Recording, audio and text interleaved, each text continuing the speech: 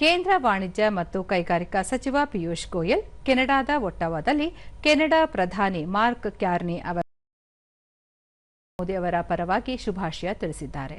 ಸಾಮಾಜಿಕ ಜಾಲತಾಣದಲ್ಲಿ ಈ ವಿಷಯ ಹಂಚಿಕೊಂಡಿರುವ ಪಿಯೂಷ್ ಗೋಯಲ್, ಉಭಯ ದೇಶಗಳ ನಡುವಿನ ದ್ವಿಪಕ್ಷೀಯ ಸಹಕಾರ ಮತ್ತಷ್ಟು ಬಲಪಡಿಸುವ ಕುರಿತು ಚರ್ಚೆ ನಡೆದಿದ್ದು, ಭಾರತ ಕೆನಡಾ ಆರ್ಥಿಕ ಸಹಭಾಗಿತ್ವದ ಒಪ್ಪಂದ ಸಿಇಪಿಎ ಶೀಘ್ರ ಪೂರ್ಣಗೊಳ್ಳುವ ಬಗ್ಗೆ ವಿಶ್ವಾಸ ವ್ಯಕ್ತಪಡಿಸಿದ್ದು, ಈ ಒಪ್ಪಂದವು ಎರಡೂ ರಾಷ್ಟ್ರಗಳ ಬೆಳವಣಿಗೆಗೆ ಸಹಕಾರಿಯಾಗಲಿದೆ ಎಂದರು.